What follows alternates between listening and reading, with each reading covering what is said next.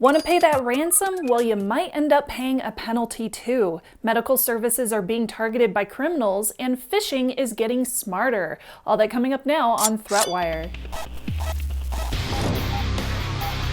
Greetings! I am Shannon Morse, and this is ThreatWire for October 6th, 2020. This is your summary of the threats to our security, privacy, and internet freedom. Just some quick news. I have opened up a Teespring store for ThreatWire merchandise. Since I don't really have the capacity to manage a bunch of inventory and shipping myself, I am now offering ThreatWire merchandise like t-shirts, women's t-shirts, which I've wanted for forever, mugs, and more in my Teespring store. It's now open for orders, and I will add new merchandise in the near future as well. So let me know what kind of merchandise you would like that I can get through Teespring. The link is down below if you are interested, and now on to the news. Shout out to patron Eugene of Yama Industrials Inc. for sharing this story with me. The U.S. Department of Treasury posted an advisory on October 1st detailing potential penalties for paying a ransomware payment. They specify that any payments made to certain entities or countries could end up putting the victim at risk of having to pay a penalty levied by the Office of Foreign Assets Control up to $20 million. Their reasoning is that ransomware has increased during the pandemic, and paying the ransom only encourages future ransomware demands, but it could also violate OFAC regulations. The penalty could be levied against any company that facilitates payment, like financial institutions, cyber insurance firms, digital forensics or incident response firms, and the hacked company itself. Now, OFAC handles sanctions on individual persons, but also a sanctions nexus on certain countries. They have a list of designated nationals and blocked persons, along with a list of certain countries, including North Korea, Iran, Cuba, and several other countries and regions that U.S. persons are basically prohibited from doing business with. That includes directly or indirectly engaging in some kind of transaction that could enable criminals or adversaries to continue profiting and advancing illegal activities that can negatively affect national security or foreign policy objectives of the United States. Now, recently added includes several hacking groups like Evil Corp from Russia, Lazarus Group of North Korea, and specific cyber criminals. Since ransomware became a thing, the general consensus among cybersecurity professionals and law enforcement already has just been, do not pay the ransom, because it could encourage even more attacks. But many times, companies are stuck with paying the ransom as it's cheaper and it's faster than dealing with loss of data and downtime.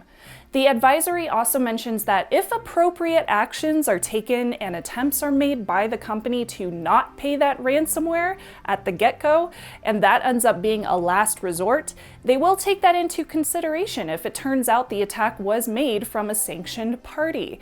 They also mention that in certain circumstances, a payment may be excused from paying a penalty, so it really comes down to a case-by-case basis.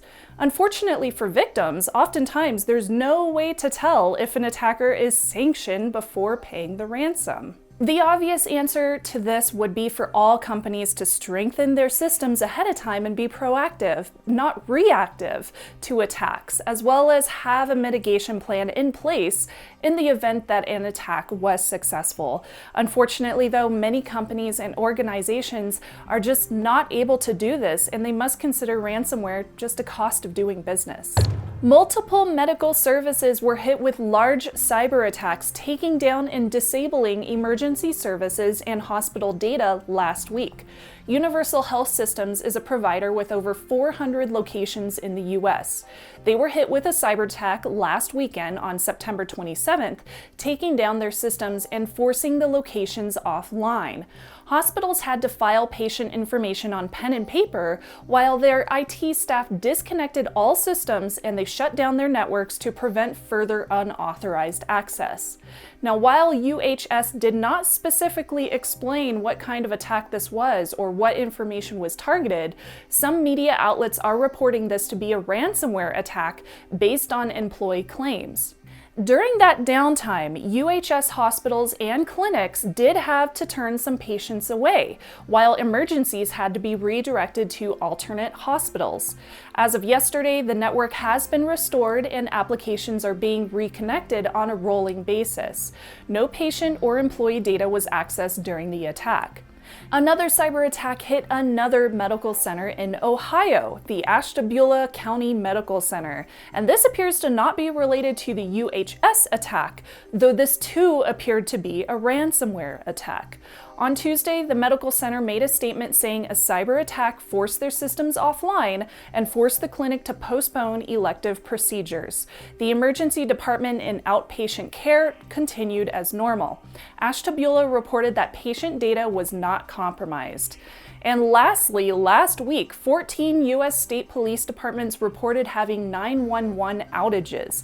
This included Arizona, California, Colorado, Delaware, Florida, Illinois, Indiana, Minnesota, Nevada, North Carolina, North Dakota, Ohio, Pennsylvania, and Washington.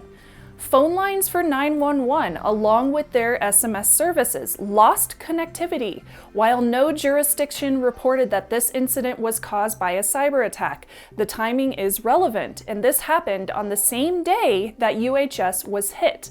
Now, some reports suspect that the 911 downtime could have been caused by an Office 365 infrastructure change by Microsoft that caused services like Office, Outlook, Teams, and such to have connection issues.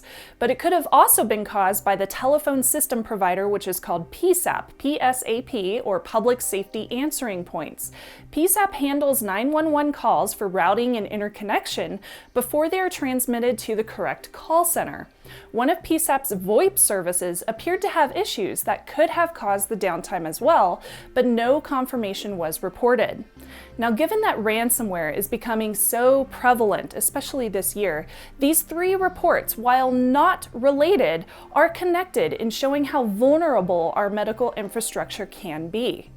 Before we hit story number 3, you know the deal. I wanted to say thank you so much to my supporters at patreon.com/ThreatWire. Check out these new fur babies that we got from my Hush Puppy perk level patrons. They're so awesome for sending them in and very, very cute. I love them. Keep them coming.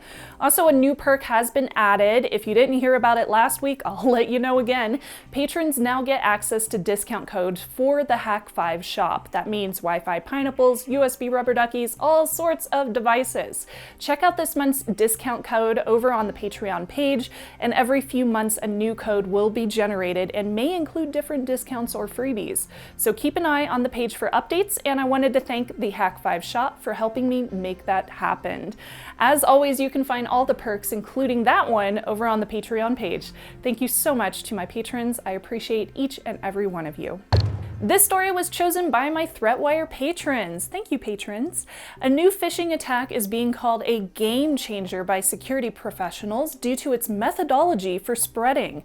This phishing attack was fully outlined by Craig Hayes, who is a bug bounty hunter and a security architect, who explained how the attack goes beyond the normal tactics so often seen. Hayes reported that a response team received usual phishing alerts when a solo account was targeted, locking it down and beginning their routine investigation. That same day, the team got multiple other reports for phishing, usually normal, but eventually realized this was a large amount of account takeovers. According to the post, accounts were accessed from multiple locations all over the world, and they were sending out huge amounts of emails. Now, this could either be a really effective phishing attack, or someone was quietly biding their time after stealing some credentials. If that second hypothesis was correct, that meant that the initial credential theft was not reported or flagged, so the team turned on sign-in timestamps to find the attack vector, which it turned out were phishing attempts that were sent as replies to legitimate emails between legitimate colleagues and sources. They studied this traffic and they concluded that one account got compromised, and the credentials were then sent over to a bot that would read through recent emails to find a way to slip into the conversation. The bot would reply with generic wording and a link to a document using reply all. Now, this resulted in several accounts being compromised within just a few hours, which created the phishing alerts that they had received. The bot attack grew exponentially even outside the target company, since legit emails email account holders would usually email not only their own colleagues, but also people that they did business with. Then those businesses would also be hit. The response team was able to mitigate the issue by making a quarantine rule based on a pattern in the URL used for the phishing pages. So, the moral of the story. Well, Hayes says the attack was too effective. It was too loud, and as such, it triggered alerts. Also, multi-factor authentication should be enabled by default for companies and individuals, and MFA was eventually enabled for the accounts that this attack did not have it turned on. Now, humans inherently trust colleagues and partners who send emails to them, so this is a major potential for attacks. Before I leave, I want to say thank you so much to John A., Matthew S., Marhar Tech, Jeremy, Tony R., JB, and Alex, who joined the team this week on Patreon. Thank you so much to each and every one of you. You are awesome. And with that, do not forget to like and subscribe. I'm Shannon Morse, and I will see you on the internet.